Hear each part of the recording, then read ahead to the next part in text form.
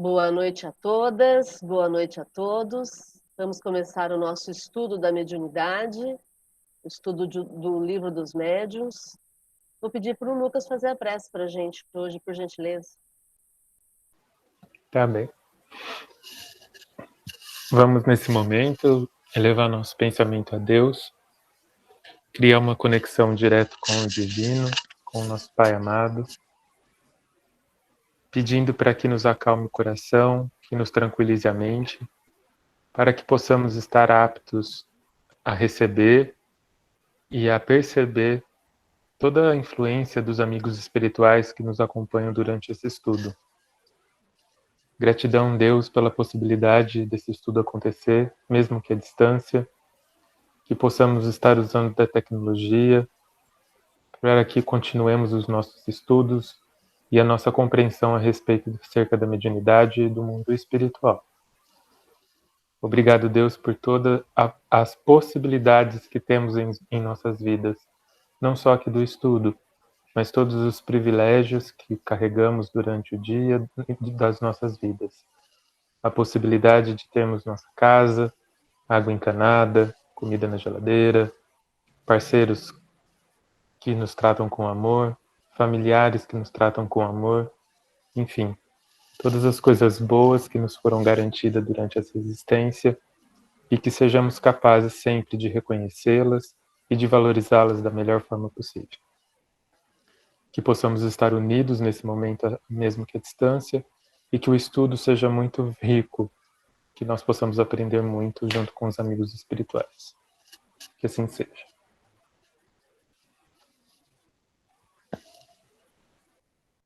Muito bem. Antes de começarmos o estudo de hoje, nós vamos fazer uma recapitulação do estudo da semana passada, porque por uma falha minha não foi gravada. Então a gente vai fazer uma recapitulação bem rápida. Nós estávamos estudando sobre as reuniões de estudo, né, as reuniões sérias. E falamos na semana passada que todos que participam da reunião precisam se aperfeiçoar para que a reunião possa ser uma reunião útil, né, para que ela frutifique de forma útil. É preciso tirar qualquer presunção de infalibilidade do médium para que ele não possa entrar num processo de obsessão, fascinação e subjugação, que são os grandes tropeços da mediunidade, né? O médium, quando está obsediado, a primeira coisa que o espírito que está dominando a mente desse médium faz é afastar as pessoas que ficam questionando esse médium. Então, ele entra num processo de insulamento por orientação desse mentor, desse dito mentor que ele tem, né? E a única forma, Kardec chega a dizer isso, o único meio para o médium de escapar dessa influência é quando ele busca a ajuda de pessoas desinteressadas e benevolentes que vão servir para essa pessoa como observadores do trabalho, das mensagens, daquilo que é produzido, e aí vão ajudar o médium a entender como é que está acontecendo a mediunidade dele, né? E aí o Kardec diz que todo médium que teme esse juízo, esse acompanhamento de um auditor, né? Todo médium que teme essa auditoria feita por alguém que é boa, é benevolente e é desinteressada, ele já está num processo de subjugação. Se ele toma como mal aquelas observações e se irrita ao ouvi-las, aí é que a gente pode ter a certeza de que ele está sendo assessorado por um espírito de natureza má, né? Um espírito que está com má intenção. Também o Kardec coloca que muitas vezes o médium não tem, ele tem boa fé, ele tem boa vontade, mas ele não é bem esclarecido ainda, ele não está bem, ele não tem estudo suficiente para avaliar aquilo que está sendo produzido mediunicamente. E por isso é que sempre a gente tem que contar com alguém de fora para nos auxiliar.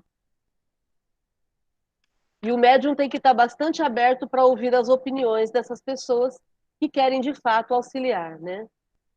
Para que o médium não seja joguete da mentira, ele deve procurar produzir em reuniões sérias, e aí aquilo que ele produz em particular, ele precisa levar para essa reunião séria para ser avaliado pelas pessoas que frequentam essa reunião séria.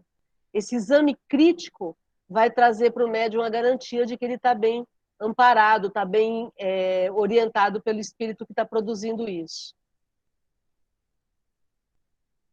Além disso, Kardec coloca que quando o médium tem receio de ser avaliado, isso significa que ele está tendo muito amor próprio. E se aquilo não é produto dele, se é o espírito que está produzindo, não há motivo nenhum dele ser avaliado. Né? Ele está com medo do quê? Se é uma produção mediúnica. Não é dele aquilo. Então ele não tem que temer ser avaliado. É o orgulho dele não querer ser avaliado. Kardec também coloca que é algo que atrapalha não só os médiuns quanto as reuniões, o fato da gente ter algum tipo de médium que está obsediado. Isso é óbvio, né? Porque a participação de um médium que está obsidiado ou está fascinado, ela vai ser mais nociva do que útil. Porque aí a gente coloca em desconfiança toda essa produção mediúnica, né? E por isso é importante nem sempre. Por isso é importante o médium se submeter a essa avaliação sem ter a pretensão de que só ele tem razão, né? Por fim, Kardec coloca que o objetivo da reunião séria é afastar os espíritos mentirosos. Por quê? Porque todo médium tem um grupo de espíritos que o assessora, o seu mentor, os seus espíritos afins, né? E aí é importante que a gente entenda que se eu estou obsidiada e eu participo de uma reunião como essa, eu vou acabar levando esses espíritos comigo, que são simpáticos, que pensam como eu. Então, por isso a importância do estudo sempre e da avaliação da produção mediúnica sempre. Lembrando que todos nós estamos sujeitos a encontrarmos em algum momento nas nossas reuniões médiuns obsidiados ou nós mesmos estarmos obsidiados, né? Então foi isso que a gente conversou a semana passada e agora então vamos começar a reunião de hoje, no item 331. Alguém começa lendo para a gente, por gentileza? Posso começar. Ok. 331. Uma reunião é um ser coletivo, cujas qualidades e propriedades são a resultante de todos os seus membros, formando como que um feixe. Este terá tanto mais força quanto mais homogêneo for. Se foi bem compreendido o que foi dito, ver o item 282, a pergunta 5, sobre a maneira pela qual os espíritos são avisados de nosso chamado, se compreenderá facilmente a pujança da associação do pensamento dos assistentes. Se o espírito é atingido de alguma maneira pelo pensamento, como nós pela voz, 20 pessoas se unindo com a mesma intenção terão necessariamente mais força que uma só, mas que todos esses pensamentos concorram para o mesmo fim. É preciso que vibrem em uníssono, que se confundam, por assim dizer, em um só, o que não pode ter lugar senão no recolhimento. De outro lado... Lucas, peraí. Oi. Vamos ler lá o 282? Vamos. Fica no capítulo 25. Tô 282, a quinta pergunta. Ele está falando sobre as questões sobre evocações. Sim. Estou chegando lá. Tá. Meu Deus. 282. Pergunta 5. Como espíritos dispersos no espaço ou nos diferentes mundos podem ouvir de todos os pontos do universo os apelos que lhes são feitos? Frequentemente são prevenidos pelos espíritos familiares que os rodeiam e que vão procurá-los. Mas aqui se passa um fenômeno que é difícil de explicar, porque não podem compreender ainda o modo de transmissão do pensamento entre os espíritos. O que posso dizer é que o espírito evocado, afastado como esteja, receba, por assim dizer, o contragolpe do pensamento como uma espécie de comoção elétrica que chama sua atenção do lado de onde vem o pensamento que se dirige a ele. Pode-se dizer que ele ouve o pensamento como sobre a terra ouve-se a voz. Leu 5A? Sim. 5A. O fluido universal é o veículo do pensamento como o ar é do som? Sim, com a diferença de que o som não pode se fazer ouvido senão num raio muito limitado, enquanto que o pensamento atinge o infinito. O espírito no espaço é como o viajante no meio de uma vasta planície e que, de repente, ouvindo pronunciar seu nome, dirige-se para o lado de onde vem o chamado.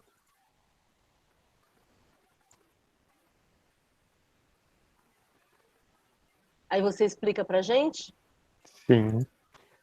É bonito isso, né? Porque quando a gente começa uma reunião e a gente faz uma prece, querendo ou não, essa é a intenção, né? Que a gente consiga estarmos todos unidos, com o pensamento elevado a Deus, né? Tipo, né, a gente já começa a praticar essa busca pela essa busca, né? Tipo, a gente começa em Deus, né? A gente começa de uma forma ou outra evocando a Deus, né? Pela presença e pela energia dele, para que ele esteja entre nós. E em seguida a gente chama os bons espíritos, os amigos espirituais que vão nos auxiliar no estudo. A prece é uma forma, né? De com que a gente consiga juntos entrar nessa mesma harmonia para que a gente consiga atingir aqueles que a gente preza pela presença e tudo mais, né? E é curioso a gente lembrar a velocidade disso, né?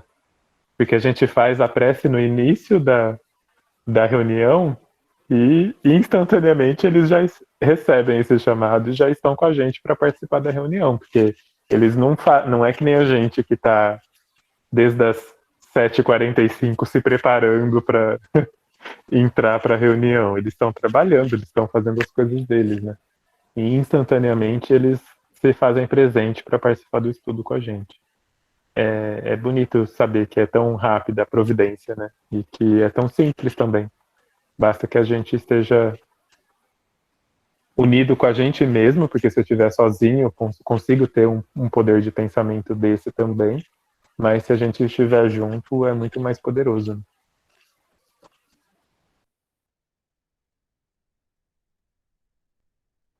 Exatamente, Lucas.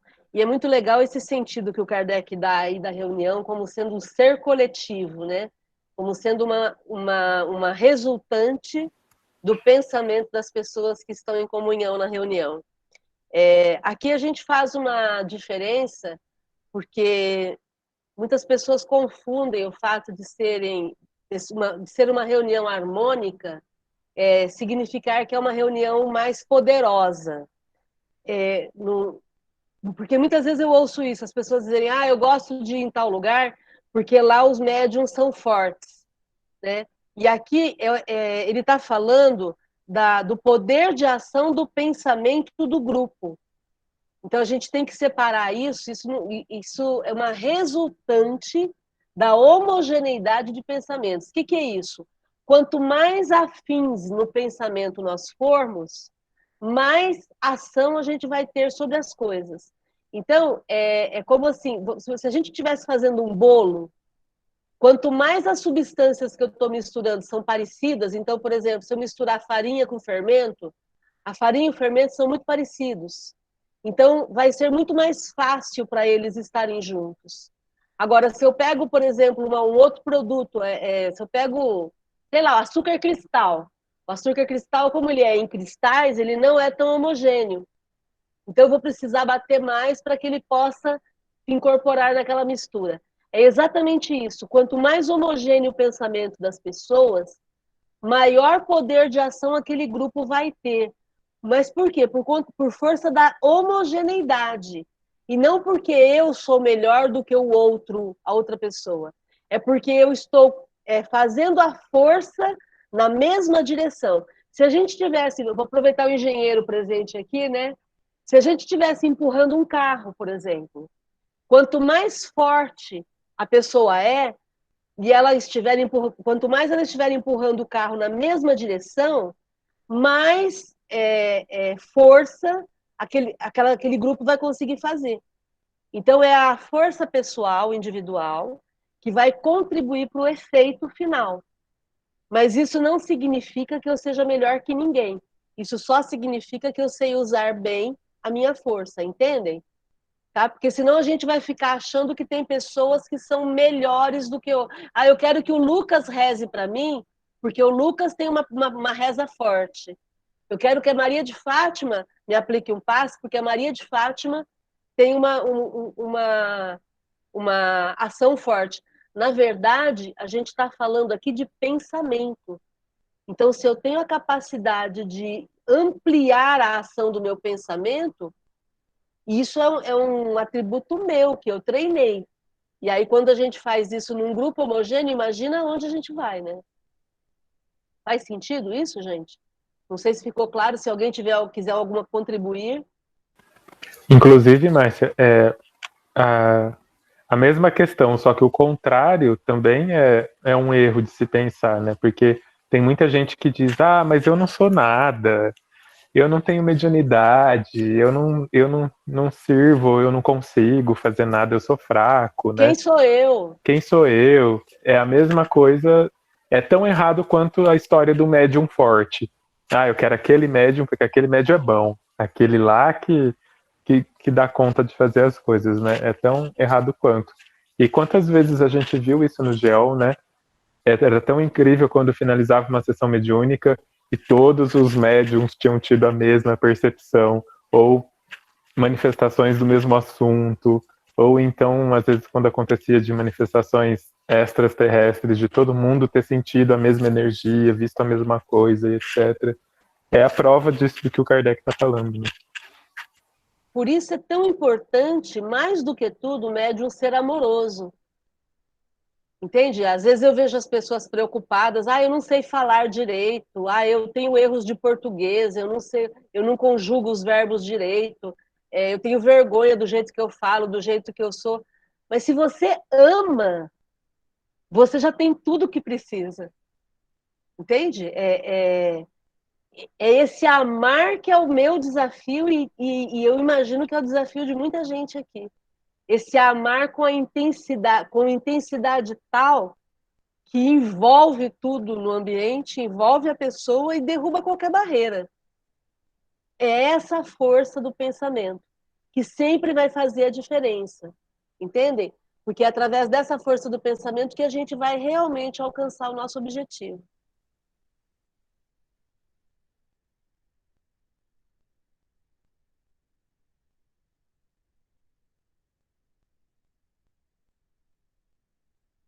Algum outro comentário, gente? Alguém lê para a gente, então, por gentileza?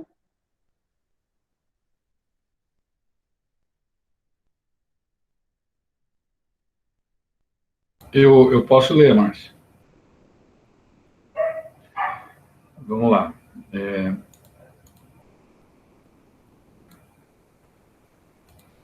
Por outro lado, o espírito, chegando a um meio que lhe seja completamente simpático, aí se sentirá mais à vontade.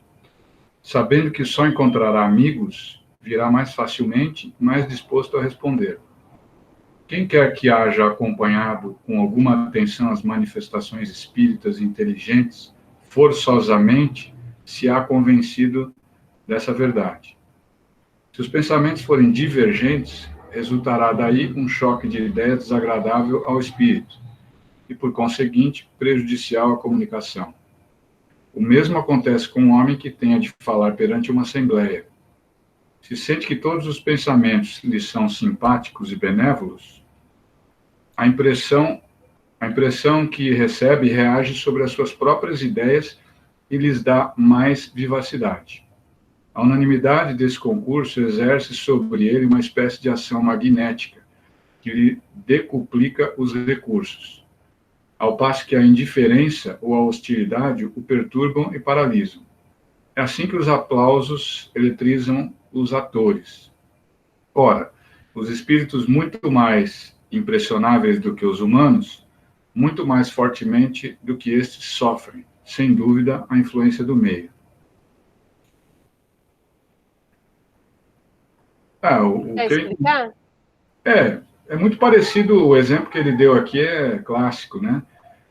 Quando você vai fazer uma apresentação em público, se o público está vaiando você, ou as pessoas estão bagunçando na plateia, ou não estão querendo te ouvir, aquele frio na barriga que você tem lá se transforma numa energia negativa e atrapalha você em tudo.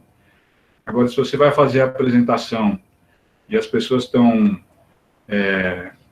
confiantes, você olha para aquelas pessoas que você mais gosta, né? Aquelas pessoas transmitem a você um olhar de confiança, de vá em frente que tá bom, sorri para você, né? Faz sinal positivo. Aquilo acaba se transformando o apresentador num sucesso, vamos dizer assim, facilita a vida dele perante a apresentação. Então, pelo que eu entendi, o espírito é a mesma coisa. Se ele chegar numa reunião onde haja um ambiente tranquilo, onde ele se sinta bem-vindo, à vontade, né, se sinta bem recebido, né, com uma energia positiva boa, o que ele tem que fazer vai fluir também de uma maneira positiva. Agora, se ele chegar numa reunião onde vamos dizer assim, o pau está comendo lá, ninguém se entende, aí ele também vai acabar falando, olha, eu acho que é melhor eu ir embora aqui, ou ficar quieto, enfim. É muito parecido com o comportamento humano, né? Pelo menos foi o que eu entendi desse parágrafo. Eu quero chamar a atenção no final desse parágrafo, quando ele coloca que a unanimidade desse concurso decuplica os recursos. Decuplica, eu estou vendo aqui, significa multiplicar por 10. Então, quando existe um grupo que está harmonioso, esse grupo multiplica por 10 a força dele. Da mesma forma que se tem indiferença, se tem hostilidade, essa indiferença e hostilidade vão perturbar e vão paralisar qualquer pessoa que esteja sendo útil ali, né?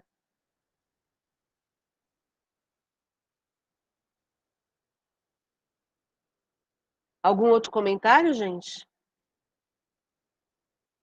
A gente está falando aqui dessa homogeneidade possível.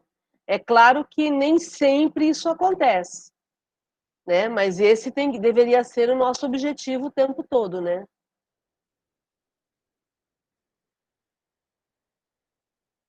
Ok? Quem lê para a gente agora?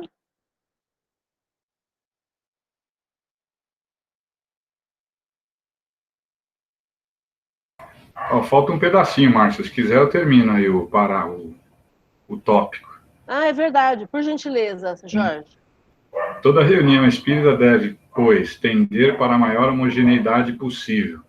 Está entendido que falamos das em que se deseja chegar a resultados sérios e verdadeiramente úteis. Se o que se quer é apenas obter comunicações, sejam estas quais forem, sem nenhuma atenção à qualidade do que as deem, evidentemente, desnecessárias se tornam todas essas precauções, mas então ninguém tem de se queixar da qualidade do produto.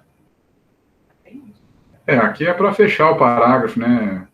Se você está esperando uma reunião de qualidade, então ela tem que também ter um ambiente favorável com pessoas de qualidade. Agora, se você está querendo simplesmente comunicações, é isso que você vai ter. E depois, no final, não adianta reclamar da qualidade da reunião, ou se você saiu satisfeito ou não, porque as precauções que você deveria ter tomado, né, o que as pessoas deveriam ter tomado, não foram tomadas. Então, é o resultado de uma reunião mal planejada. Perfeito, muito bom. Tudo certo, gente, até aí? Alguém quer fazer algum comentário? Então vamos para frente. Quem lê para a gente a 332?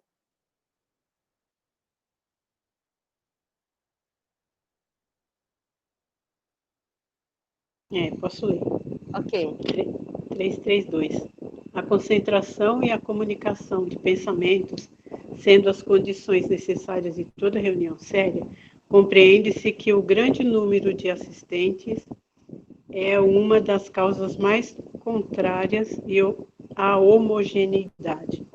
Não há, é certo, nenhum limite absoluto para esse número.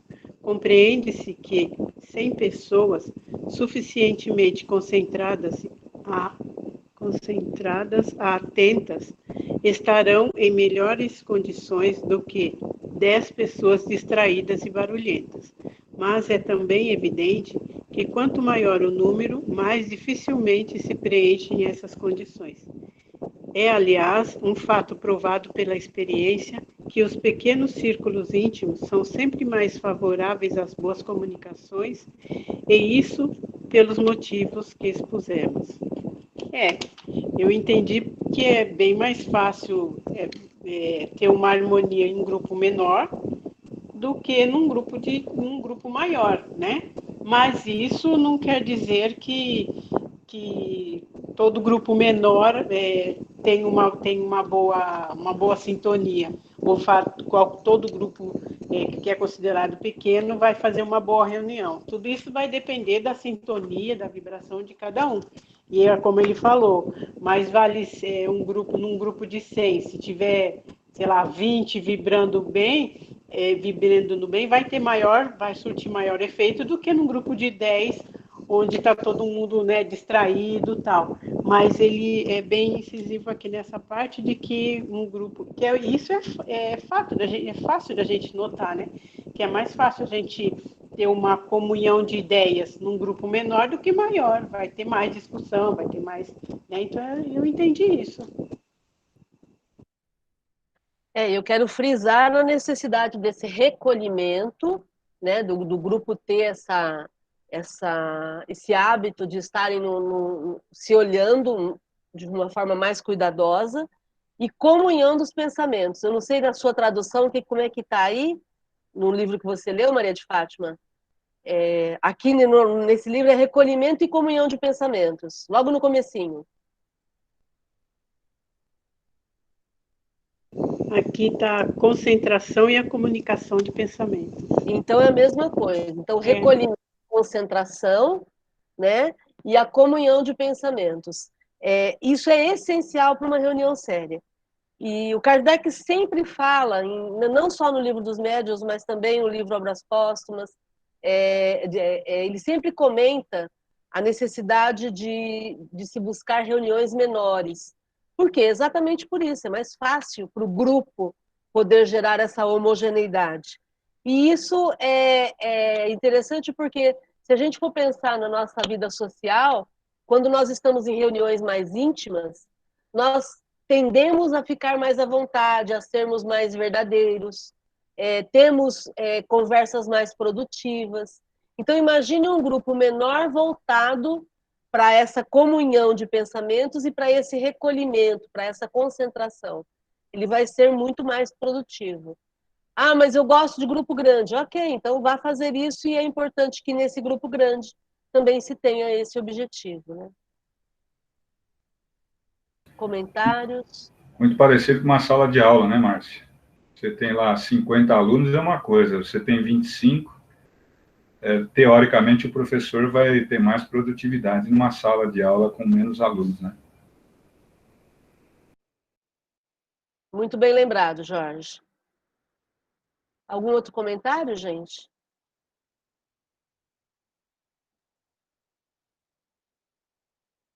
E aí, então, vamos para o item 333.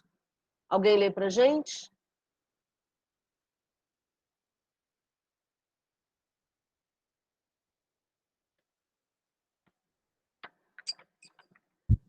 Eu leio e você explica. Sim, senhora. Então, tá bom. 333. Há ainda outro ponto, não menos importante, o da regularidade das reuniões. Em todas, sempre estão presentes espíritos a que poderíamos chamar frequentadores habituais, sem que com isso pretendamos referir-nos aos que se encontram em toda parte e em todo semestre.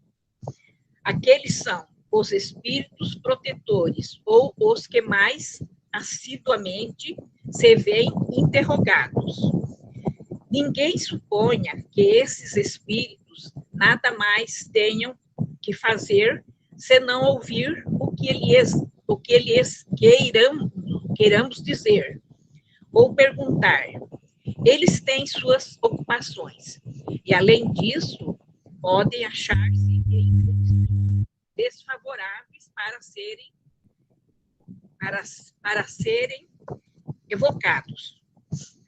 Quando as reuniões se efetuam em dias e horas certos, eles se preparam antecipadamente a comparecer e é raro faltarem. Alguns mesmo há que levam ao excesso a sua pontualidade.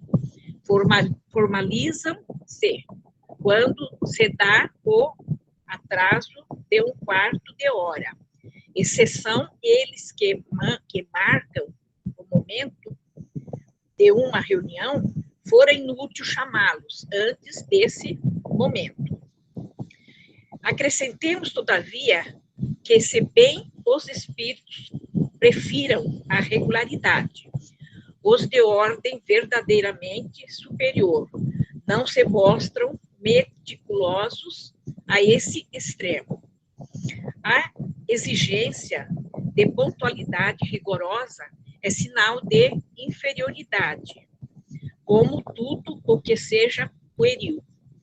Mesmo fora das horas predeterminadas, pode ele, sem dúvida, comparecer e se apresentam de boa vontade.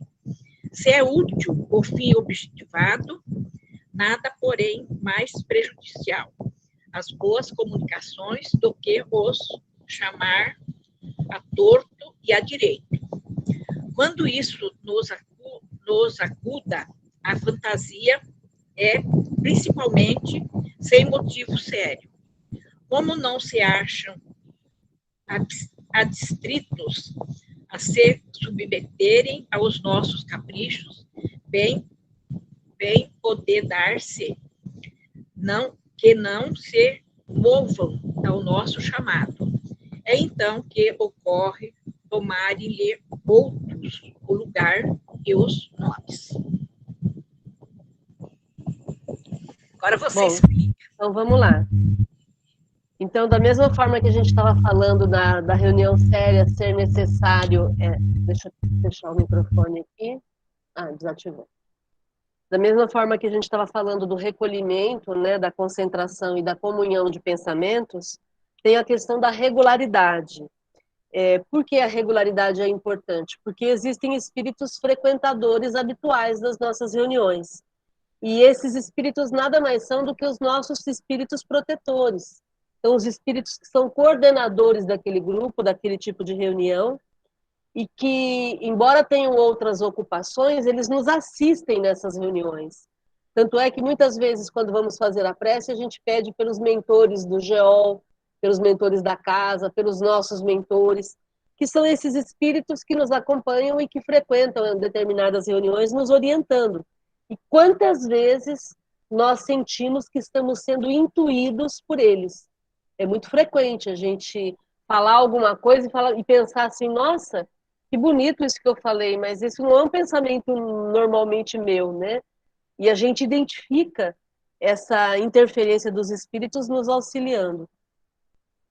E aí, no final, Kardec fala que, da mesma forma como a gente tem que ter essa regularidade e esse cuidado com o horário, para que a gente possa demonstrar respeito aos espíritos que têm outras ocupações e que vão estar também atuando em outros lugares, é importante a gente não ser rigoroso demais, porque o excesso de rigor denuncia uma certa inferioridade, né? Porque aí a pessoa fica dando muito mais importância à forma do que ao conteúdo. E aí isso é um hábito de psicóloga, né? Falar mais do conteúdo do que da forma. Por quê? Porque a gente aprende na psicologia a validar muito mais o conteúdo da pessoa do que a forma dela. né? Então, também nas reuniões mediúnicas, a gente tem que se preocupar muito mais com o conteúdo do que com a forma como aquilo está acontecendo. Então, se eu fico exageradamente preocupada com o ambiente, com o ritual em si, em termos de horário, de como que eu vou fazer, como é que foi feita a prece, se eu fico muito preocupada com esses detalhes, isso vai denunciar uma certa inferioridade minha. Né? Por quê? Porque se eu deixo a coisa muito mais espontânea, muito mais afetiva, produz muito mais. Aquilo que é rigorosamente controlado fica frio. Né? Nesse sentido que os espíritos colocam que esse excesso de pontualidade denuncia, é um sinal de inferioridade. Né? Márcio, até porque não existe tempo no plano espiritual, né? Exatamente. Na verdade, tipo, a questão da gente ter um horário fixo e regular aqui é meramente por um sentido de organização deles, provavelmente, porque 8 horas da noite para eles não existe, né? Existe só pra gente, é só pra questão de organizar as tarefas mesmo, provavelmente. Sim, vamos lembrar que 8 horas da noite, por exemplo, é um horário que convém a nós que estávamos trabalhando e paramos de trabalhar em tempo de fazer a reunião, né? É exatamente isso. Para os espíritos, pouco importa o horário, né? Porque, na verdade, eles querem ser úteis e estão aqui para nos socorrer. Então, é exatamente isso. O tempo, ele é uma contagem material, é da matéria, né? E também não adianta, como o Kardec fala aqui, ficar chamando o espírito o tempo todo, porque eles não estão ao nosso dispor e eles também têm outras atividades importantes. Então, eu acabo correndo risco, se eu acho que o espírito sempre vai estar à minha disposição, eu acabo correndo risco de algum outro espírito brincalhão assumir esse papel e ser enganada por conta do meu excesso de credulidade e da minha falta de critério, né? Para não dizer falta de desconfiômetro, né? De bom senso. Porque da mesma forma que eu não abuso de ninguém que é vivo, eu não vou ficar ligando para a casa do Lucas o tempo todo, pedindo para o Lucas o tempo todo me ajudar, me resolver as minhas coisas, porque ele tem a vida dele. Eu também não vou fazer isso com o espírito, né? Então fica a dica para quem ainda está agindo sem noção, né? Comentários, gente. Alguém quer falar algo mais? Então vamos para o próximo item das sociedades propriamente ditas, o item 334. Ele é um item um pouco mais longo. Eu vou pedir para alguém ler o primeiro e segundo parágrafo desse item, e aí o terceiro a gente lê depois. Quem faz para a gente?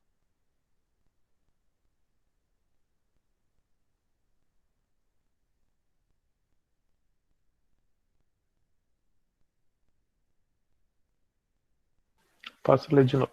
Ok. 334.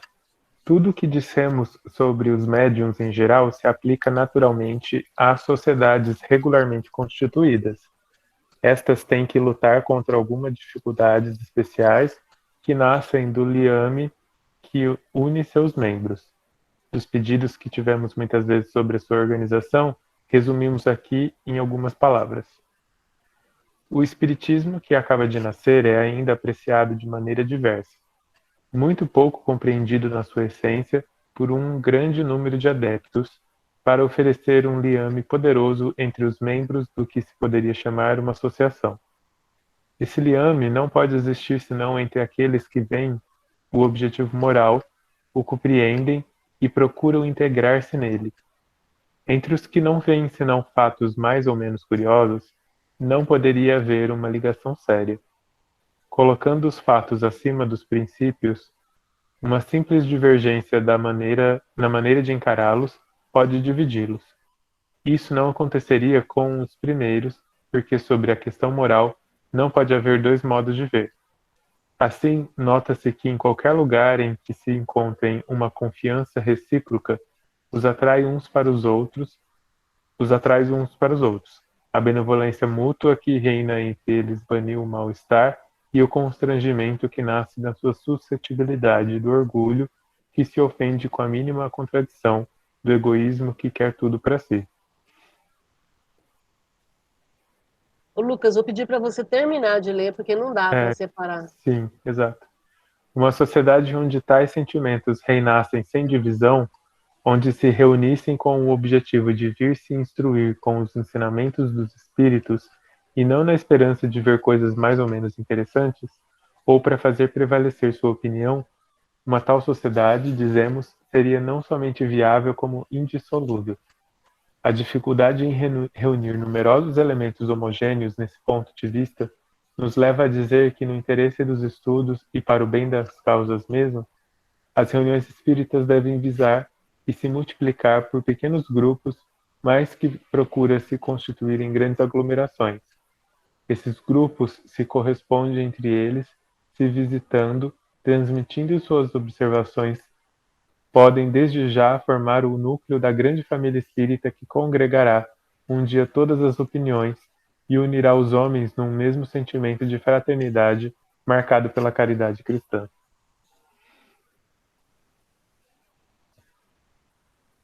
Como diria uma professora minha da faculdade, quando ela explicava alguma coisa e a gente perguntava se era isso que a gente tinha entendido, ela falava, isso, exatamente o contrário. Que às vezes é o que eu vejo o movimento espírita fazendo exatamente o contrário disso, né? Porque o Kardec fala aqui sobre as dificuldades de se reunir um grupo, né? Que a gente sabe que tem que ter regularidade, tem que estar todo mundo em harmonia no pensamento, mas o quanto é difícil fazer isso justamente pelas diferentes pessoas, pelas pessoas serem diferentes, terem diferentes interesses. É complicado juntar mesmo uma galera que esteja realmente em uníssono, né? Numa mesma nota, né?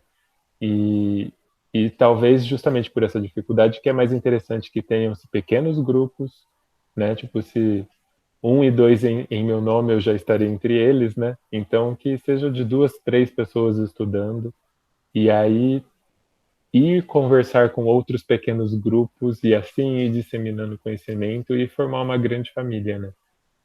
Seria muito mais interessante que nós tivéssemos mais pequenos grupos realmente estudando do que grandes grupos indo tomar passe só, sabe? É muito interessante essa reflexão do Kardec. Comentário, gente.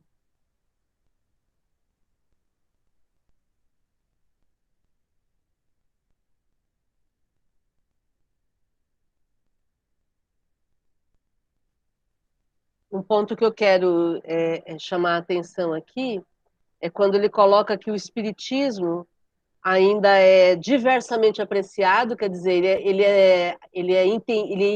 é examinado de forma diferente pelas pessoas e muito pouco compreendido na sua essência.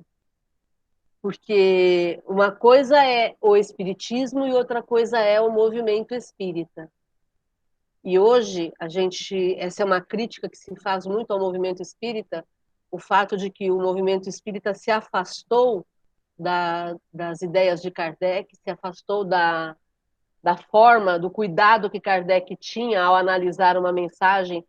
Quem assistiu o filme sobre Allan Kardec vai se lembrar do cuidado que ele tinha em não aceitar algo de pronto e questionava e queria saber, ia estudar. Então, esse cuidado que o Kardec tinha, não só para olhar a qualidade do produto que era produzido pela mediunidade, mas também a questão de como que as sociedades espíritas estavam desempenhando seu papel, né? Então, esse cuidado a gente precisa ter.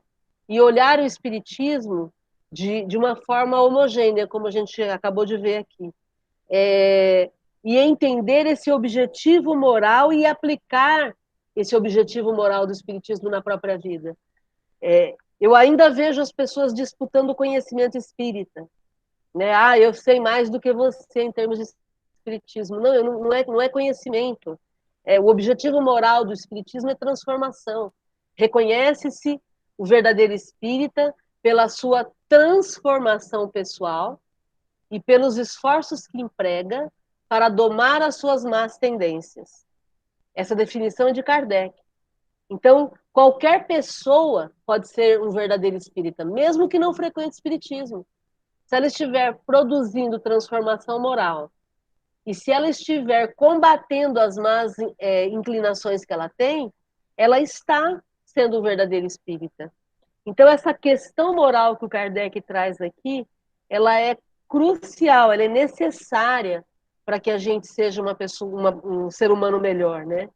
O propósito, como ele coloca aqui, de uma sociedade espírita é se instruírem e aí, quando essas pessoas se instruírem, elas se tornam viáveis.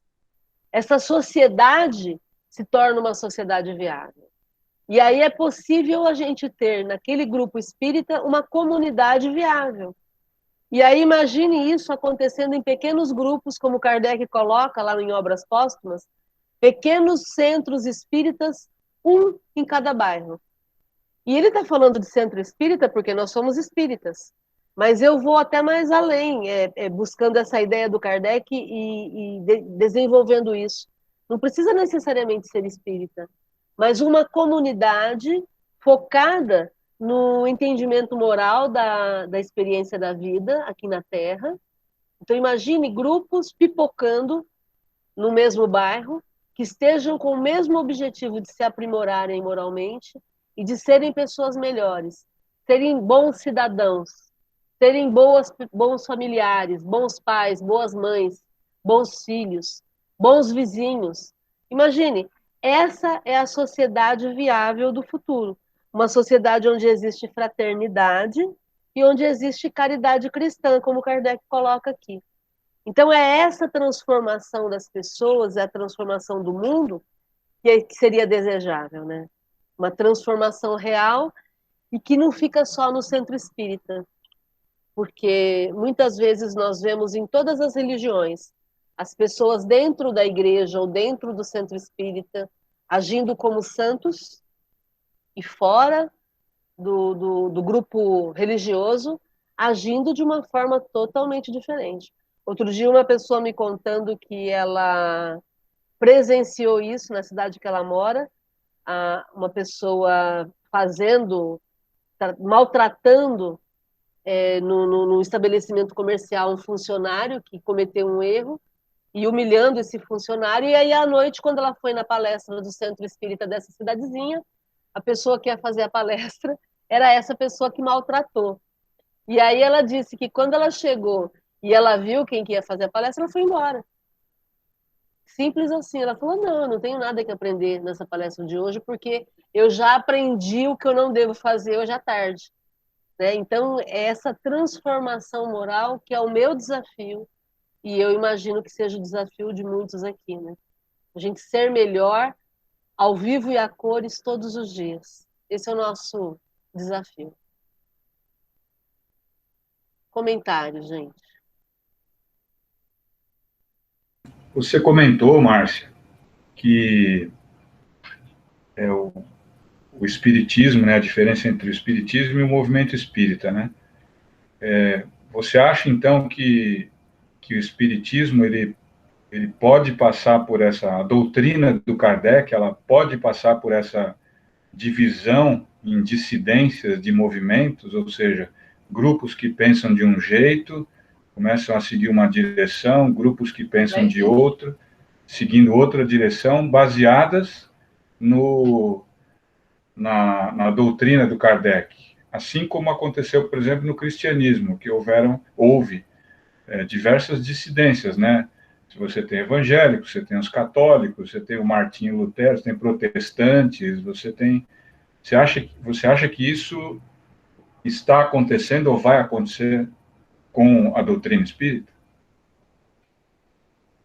Jorge, eu não tenho o direito de julgar ninguém. O que eu entendo é que existem pessoas que confundem isso, achando que estão, por estarem no movimento espírita, podem fazer do seu jeito e está tudo bem. Por isso, vou falar do GEOL, que é o que eu conheço, que é o que eu sei. O GEOL, há 37 anos, estuda Kardec. E todas as vezes em que nós chegamos ao final de um livro de Kardec, a gente fecha o livro, vira ele com a capa para cima e recomeça. E a gente estuda Kardec exatamente porque até hoje eu me surpreendo quando eu vejo determinadas falas de Kardec e eu falo, nossa, eu já não me lembrava mais disso. Então, esse cuidado que o Kardec tinha em manter essa fidedignidade com o objetivo da doutrina, que é transformação pessoal, eu acho que isso é o que vai dar para a gente a segurança de estar fazendo um movimento espírita legal. Enquanto eu estiver preocupada em ser melhor e incentivar o crescimento pessoal das pessoas, eu vou estar sendo fiel ao espiritismo, entendeu?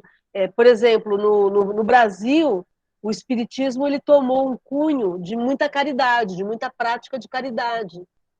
E se a gente for pensar bem, quando Kardec pergunta para os espíritos qual o verdadeiro sentido da palavra caridade como a entendia Jesus, os espíritos falam benevolência para com todos, indulgência para com as imperfeições alheias e perdão das ofensas.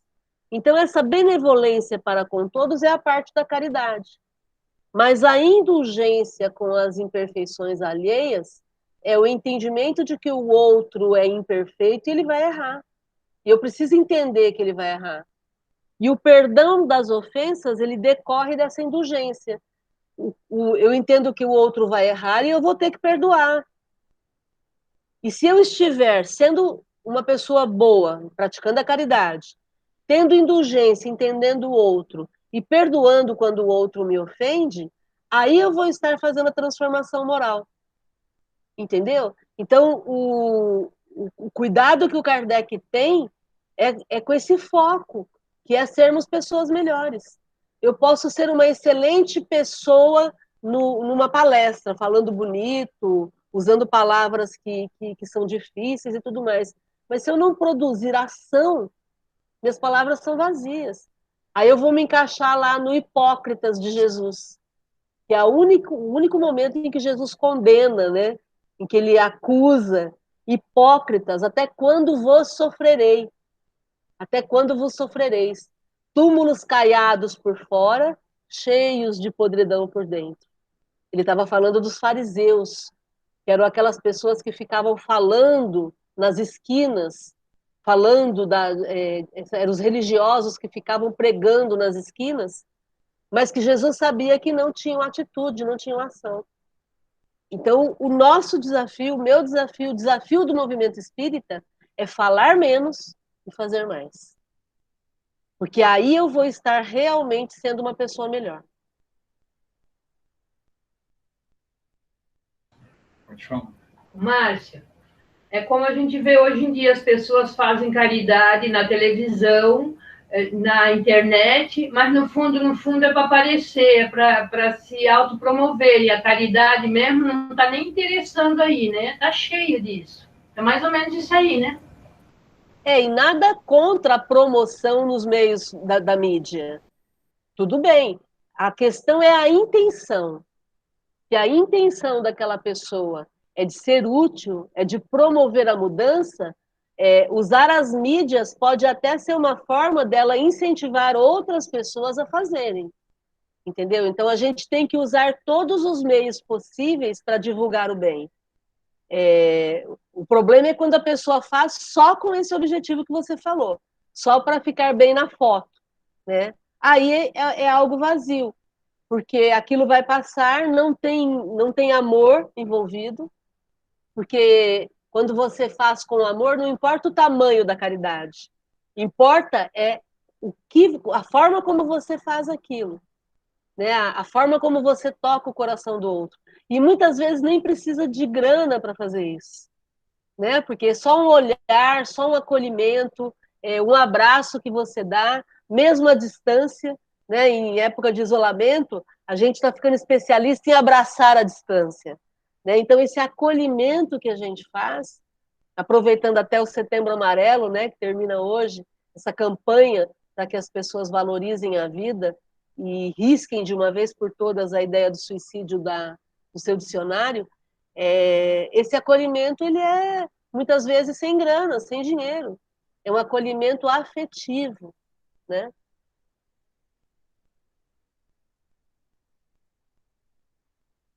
Comentário, gente.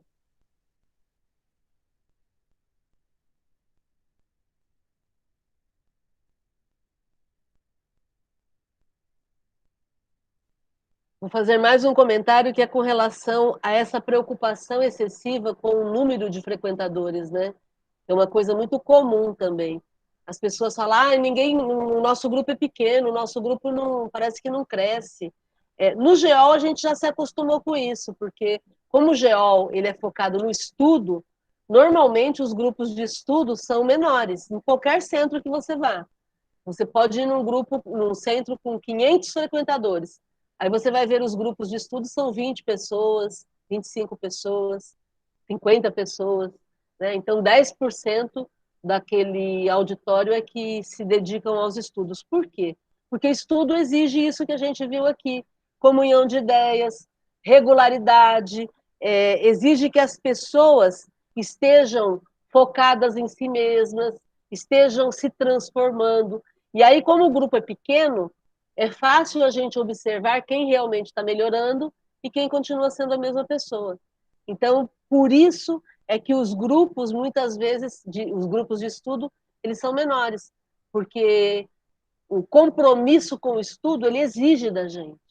E que bom que exige, porque a gente sai da existência melhor, né? De tanto falar, de tanto ensinar, de tanto falar, de tanto ensinar, a gente vai se melhorando. Porque a gente vai trazendo aquilo para dentro da gente de uma forma mais natural.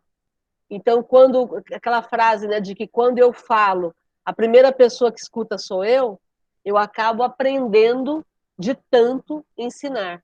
Por isso é tão importante vocês se manifestarem aqui no estudo, vocês falarem, darem a opinião, porque a gente vai crescendo nesse processo, né? Eu tenho boa vontade, eu me dedico ao estudo, mas eu não sei tudo. Eu tenho boa vontade, eu estudo, mas eu não sei do teu ponto de vista, e o teu ponto de vista é importante, porque é o ponto de vista de quem está vivendo com a tua experiência, né? Então, por isso que a gente fica incentivando o pessoal a participar. Essa é a ideia. Um grupo com comunhão de ideias. E também eu acho assim que o grupo de estudo também é pequeno, desculpa, porque exige transformação da gente moral.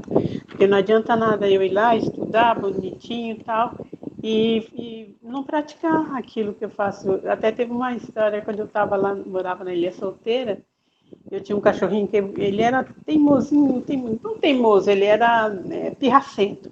Então, quando eu saía, eu falava, não faz xixi na máquina. Ele acabou com a minha máquina.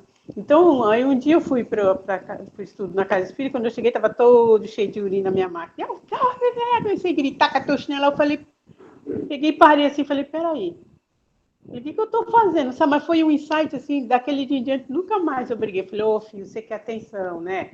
Tá bom, tá bom. Quer dizer, né? Falar bonito na casa espírita é muito lindo. No dia a dia que a gente, né, que a gente vê e a gente é chamado a isso. Não adianta.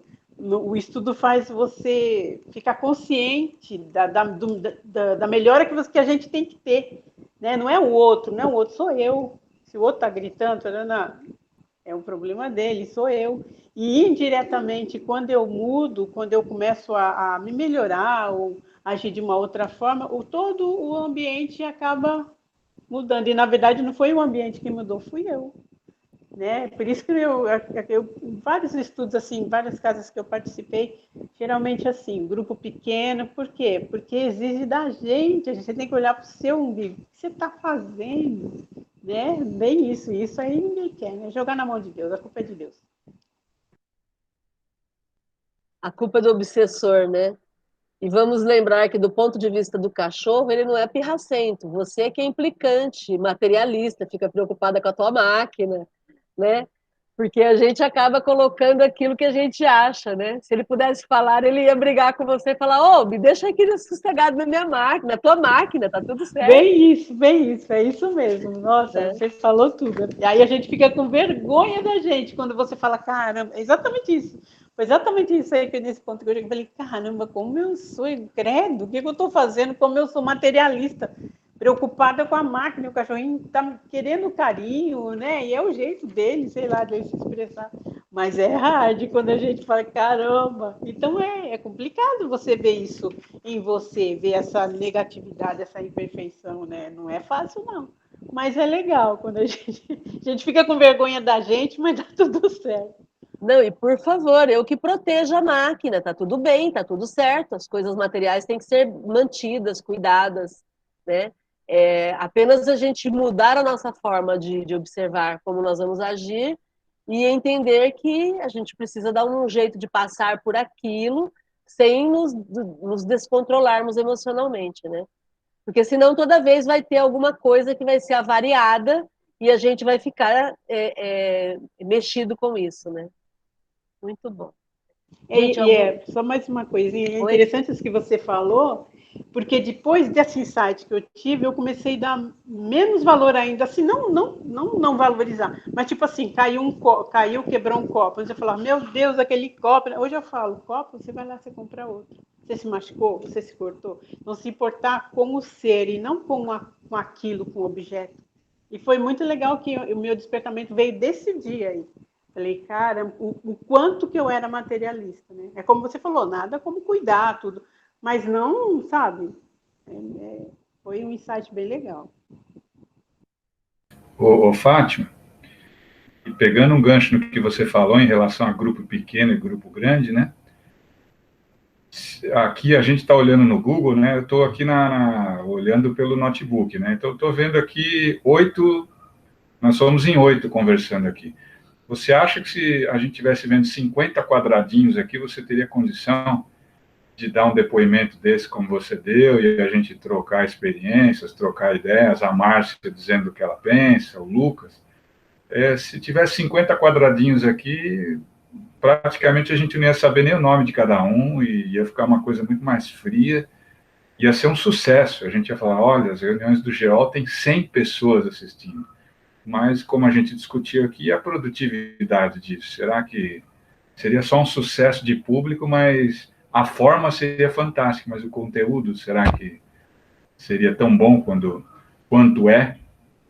quanto está sendo, né, as nossas reuniões? Verdade, Jorge. Eu acho que aí seria só uma palestra. A Márcia ia falar, e a gente ia ouvir. Porque não tem como, né? Mas nada contra crescer, tudo bem crescer, não tem problema. A gente só precisa entender que os grupos menores são mais afetivos, isso é natural. Mas isso não é só aqui, né? Na vida social também é assim.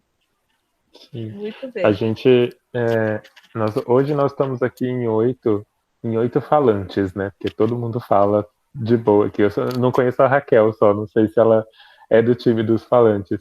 Mas o quanto o estudo menor, né, e com menos gente, e com possibilidade para que todo mundo fale, o quanto ele é um exercício incrível de humildade, assim, sabe? Porque eu lembro que quando eu cheguei ao GEOL, eu cheguei no GEOL num momento muito assim, tipo, eu já estudei tudo que eu tinha para estudar, eu não sei mais o que eu vou fazer no Centro Espírita, sabe? E aí eu cheguei no jogo num momento que estava no começo do Livro dos Espíritos, ou seja, o básico do básico, né? E eram coisas que eu não sabia, e eu falei, toma na cara, né? E foi muito curioso, porque a partir daquele momento eu percebi, e percebo até hoje, o quanto eu fui desenvolvendo a capacidade de ouvir realmente o que o outro tem para dizer, sabe? Porque num estudo, depois de um tempo, você já leu todas as coisas, né? Ou grande parte delas. Mas é incrível o quanto sempre o outro vai falar algo extremamente novo, porque o outro é muito único, né? Ele é único, todos nós somos únicos no mundo, né? E aí quando você para perceber que isso vai acontecer em todas as coisas da sua vida, é uma coisa incrível, assim, né? Tipo, no trabalho, normalmente a gente faz coisas mecânicas determinadas em livros, fórmulas e etc. Mas a forma como o outro entende aquilo que é igual para todo mundo é um jeito novo e sempre vai ter uma novidade. E eu acho que isso traz uma paz muito grande para a gente, porque você perde a responsabilidade de ter que saber algo. A partir do momento que tudo sempre vai ter um ponto de vista novo, você fica de boa, você sempre vai estar ali, você vai querer ouvir, porque vai ter uma novidade, e também te tira essa responsabilidade de ter que ter na ponta da língua a resposta correta, sabe? Então eu acho que o estudo espírita, para além de tudo que ele acrescenta na gente, né, no quesito espiritual, mas é um exercício social absurdo, assim, também, de sossego. Porque a gente para de querer competir com o outro, né? Competição é eu comigo, e não é de conhecimento, é de ação, né? Muito bom. Também, eu acho, eu não sei, né? Não sei vocês, mas pelo menos quando voltar, assim, a gente voltar a se ver pessoalmente, pelo menos eu terei muito mais educação, porque aqui no grupo o legal desse mecanismo é que enquanto um fala, o outro tem que ficar quieto. Então, é aquele tal negócio, é o exercício de ouvir, né? Ou levanta a mão, alguma coisa. Então, e o respeito. Quando um começa a falar, a gente já para. Isso é muito legal, porque quando estava na reunião, o seu pai que o diga, coitado. Ficava todo mundo falando junto, ele não entendia nada. A gente entendia, né? Mas e o outro que não está entendendo? Calma, né? O outro está falando, tal, levanta a mão, não sei o quê. Então, essa reunião aqui, assim, internet, é muito legal por causa disso, porque se falar todo mundo vira uma bagunça, ninguém entende nada. E é isso que a gente tem que levar, né? Para as reuniões presenciais. Enquanto um fala, que todo mundo falando é uma bagunça, né? Muito bom. Algum outro comentário, gente? Eu quero, Márcia. Imagina nós, hein, Lucas? Eu e o Jorge, que nunca tínhamos estudado o Evangelho. Eu achava que o grupo, a gente ia chegar lá, conhecer o pessoal e ver cartas saindo por tudo quanto é lado. Não tinha nem noção de como era. E agora, frequentando o GEOL e as nossas reuniões, olha só, eu fico esperando de chegar a segundo ou a quarto dia que eu não consigo participar. Mudou completamente a minha maneira de pensar, de ver, de querer melhorar todo dia, entende? Que legal, né, Malu? Ver essa transformação acontecendo ao vivo e a cores com a gente, né? Nossa, eu estou amando. Que E a legal. gente também viu, né? A gente também está amando A vocês gente aqui. tá acompanhando a transformação. E cada um que está frequentando aqui com a telinha, né? Todo mundo é muito bem-vindo. Muito bom, gente. Bom, algum outro comentário? Então, nós vamos encerrar fazendo a prece final. E aí eu vou pedir a cada um que aproveite esses momentos para entrar em contato consigo mesmo, buscar aquilo que ainda necessita transformar e melhorar. E vamos agradecer a Jesus pela oportunidade de estarmos reunidos, estudando, aprendendo, nesse grupo que sempre é tão afetivo, tão carinhoso, que inclui a todos e permite que todos possam ser eles mesmos, elas mesmas. Que bom estarmos juntos, que bom passarmos juntos por esses momentos tão difíceis da nossa existência física aqui na Terra, com tantos acontecimentos difíceis de lidar, sejam da natureza, sejam do ser humano, que nós possamos nos fortalecer enquanto espíritos encarnados, destinados à transformação pessoal e ao alcance da nossa iluminação. Que possamos nos unir em pequenos focos de luz e brilhar onde quer que estejamos. Que possamos ser luz, que possamos alcançar quem está ao nosso lado e transmitir essa pequena luz que temos ampliando a nossa capacidade de iluminação pessoal e social. Que façamos a diferença. E continuemos com esse objetivo de transformação pessoal e transformação social. E sejamos muito úteis, um dia de cada vez, fazendo a nossa parte e interferindo positivamente, levando o nosso pensamento libertador a todo aquele que ainda se encontra na escuridão pessoal, a todo aquele que ainda se encontra desorientado. Que sejamos luz e façamos brilhar a nossa própria luz.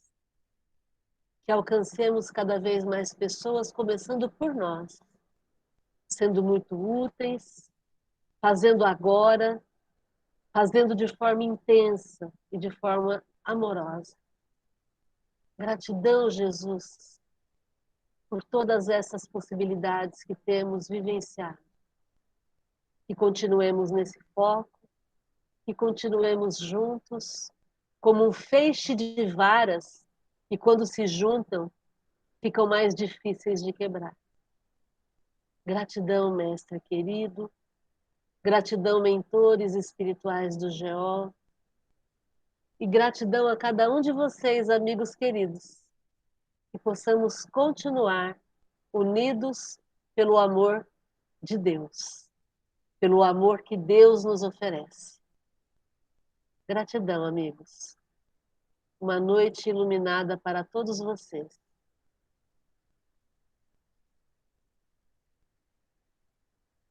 Valeu! Gratidão, boa noite. Gratidão. Gente. Boa noite. Boa noite. Um beijo, gente. Obrigado. Tchau. Muito bom, né? Boa noite.